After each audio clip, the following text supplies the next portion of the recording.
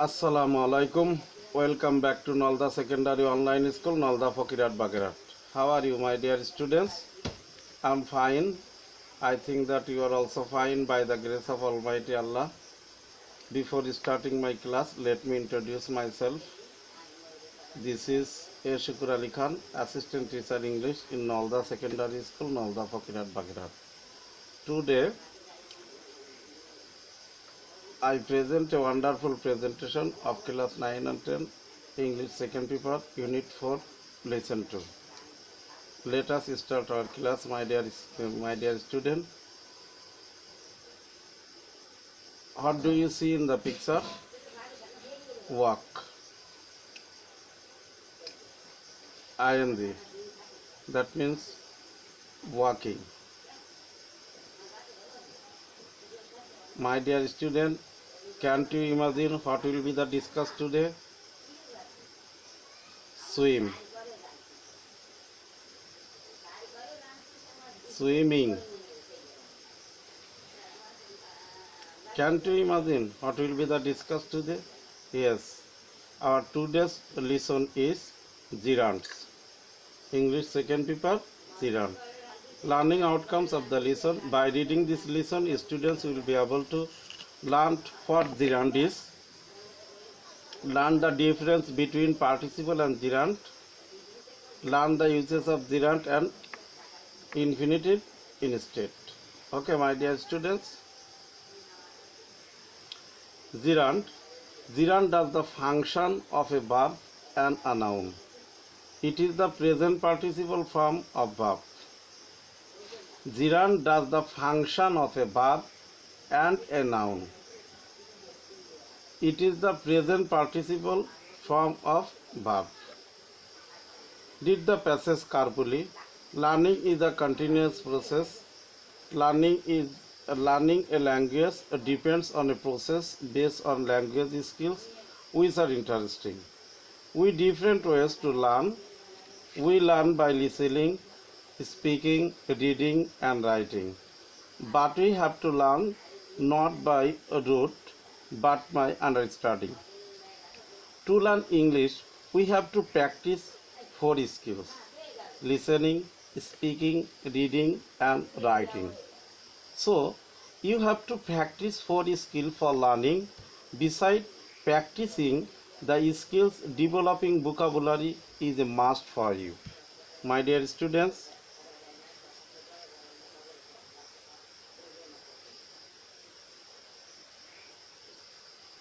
learning is a continuous process. লেখাপড়া হচ্ছে একটা continuous process. Learning is a language depends on a process based on language skill which are interesting. একটা ভাষা শিক্ষার ক্ষেত্রে depends করে, নির্ভর করে প্রসেস বেসড অন ল্যাঙ্গুয়েজ স্কিলের উপর ভিত্তি করে উইচ আর ইন্টারেস্টিং, যেটা খুবই. We different ways to learn. আমাদের আছে পৃথকভাবে এই ভাষা শিক্ষার মাধ্যম. We learn by listening. আমরা এই ভাষা শিখি বাই লিসেনিং, শোনার মাধ্যমে, স্পিকিং বলার মাধ্যমে, রিডিং পড়ার মাধ্যমে অ্যান্ড রাইটিং এবং লেখার মাধ্যমে. But we have to learn not by rote but by understanding. কিন্তু আমরা এটা শিখি শুধু রুটে না, আমরা বোঝার ক্ষেত্রে. হ্যাঁ, to learn English we have to practise 4 skill. ইংরেজি শেখার ক্ষেত্রে আমাদের 4টে জিনিসের উপর প্র্যাকটিস করতে হয়: listening, speaking, reading and writing. শোনা, পড়া, শোনা, স্পিকিং বলা, রিডিং পড়া অ্যান্ড রাইটিং লেখা. তাহলে 4 স্কিল আছে. ফ্রান্সিস বেকন তার অফ স্টাডিসে বলে গেছিল, reading make the full man, কনফারেন্সের demand and writing and exact man. হ্যাঁ, so you have to practise 4 skills for learning.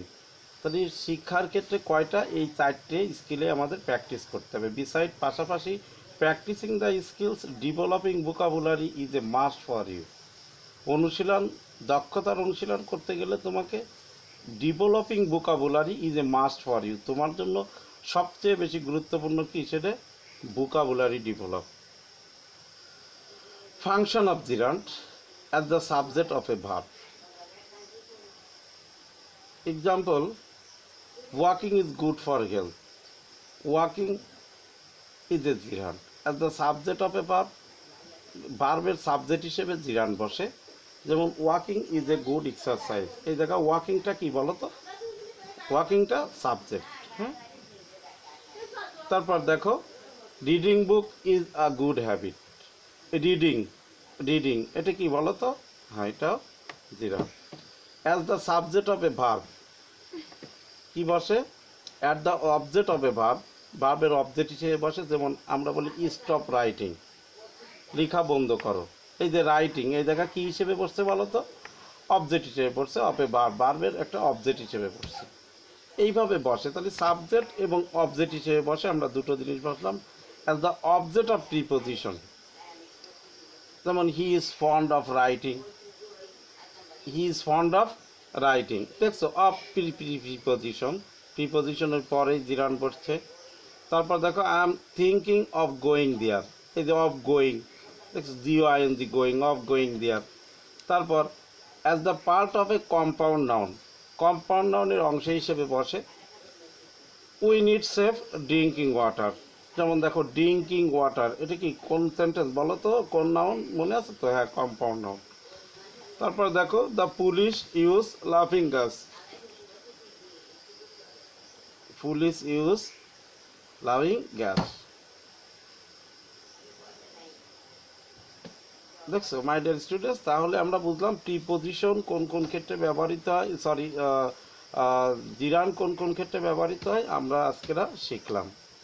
এবার ইন্ডিভিজুয়াল ওয়ার্ক, আমি তোমাদের কিছু কাজ করছি। দেখো replace infinitive to the following sentence by gerund. যেমন to tell a lie is a great sin. হ্যাঁ, তারপর I like to eat vegetable, this is a room to live in, his hobby is to travel, to walk is good for health, to steal is a sin. Replace infinitive of the following sentence by gerund, এটি যদি করতে পারো তাহলে কি হবে, telling a lie is a great sin. হ্যাঁ, এরকমের তোমরা করে ফেলবা। Homework, find out some gerund and write down underline of R name, find out some gerund and write down underline of R name. My dear student, আজকে আমি তোমাদের জিরান নিয়ে আলোচনা করছি।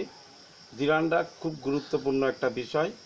জিরান চারটে জিনিস ফলো করবা, তাহলে জিরানটা অতি সহজে আমরা সহজে পাবো।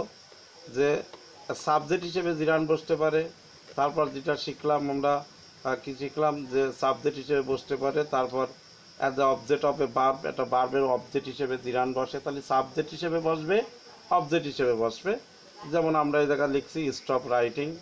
তারপর আবার যদি বলি যে as the object of preposition, প্রিপোজিশনের পরে অবজেক্ট হিসেবে সাধারণত ব্যবহৃত হয়, তাহলে সাবজেক্ট হিসেবে বসবে, অবজেক্ট হিসেবে বসতে পারে, প্রিপোজিশনের পরে, অফ প্রিপোজিশনের পরেও বসতে পারে। যেমন he is fond of writing, he is fond of going, I am thinking of going there, এরকম। আর চতুর্থ নম্বর যেটা শিখলাম, as the part of compound noun, compound নাউনের একটা অংশ হিসেবে বসে। যেমন দেখো we need safe drinking water, দেখছো। তাহলে চারটে ক্ষেত্রে ব্যবহৃত হলো, নাউন সাবজেক্ট হিসেবে বসবে, অবজেক্ট হিসেবে বসবে, অফ প্রিপোজিশনের পরে বসবে, আর কম্পাউন্ড নাউন। এই চারটে ক্ষেত্রে জিরান ব্যবহৃত হয়। We need safe drinking water, তারপরে দ্য পুলিশ আরজুস লাভিং ক্যাশ। তাহলে এই যে চারটে ক্ষেত্রে, তাহলে সাবজেক্ট হিসেবে বসবে, অবজেক্ট হিসেবে বসবে, অফ প্রিপোজিশনের পরে বসবে, আর কম্পাউন্ড নাউনের পরে বসবে। এইভাবে তোমরা কিন্তু মনে রাখলে আমাদের কিন্তু জিরান নিয়ে আর কোনো সমস্যা থাকবে না। আর জিরান কোনটাকে বলে, যেটার ভার্বের সাথে আইএনজি যোগ হয়, তাই না? তাহলে জিরানের ভীতি ইনশাল্লাহ আমাদের দূর হবে। তোমরা বেশি বেশি করে প্র্যাকটিস করবা, নোটগুলো খাতায় লিখে রাখবা, তাহলে জিরানের আর কোনো সমস্যা হবে না। এবার আমি যে হোমওয়ার্কটা দিছি তোমাদের, find out some gerund and write down underline of R name. হ্যাঁ, ফাইন্ড আউট সাম জিরান, কিছু জিরান খুঁজে বের করো, and write down underline of R name, এবং তার নাম আন্ডারলাইন করে ফেলো। একটা সেন্টেন্স লিখবা, মনে করো একটা সেন্টেন্স, একটা প্যাসেজ লিখলে, প্যাসেজের ভিতর কিছু শব্দ লিখলে বা কিছু টেন্স লিখে 10টা সেন্টেন্স লিখলে, 10টা সেন্টেন্সের ভিতর যেগুলো জিরানটা আসবে সেইগুলোর তলে একটা দাগ দিয়ে রাখবা। এইভাবে 10টা সেন্টেন্স লিখে, জিরান লিখে তোমরা আমাদের দেখাবে। হ্যাঁ my dear student, thanks to all আল্লাহ হাফেজ, see you again another class, stay home, safe home, thank you all, আল্লাহ হাফেজ।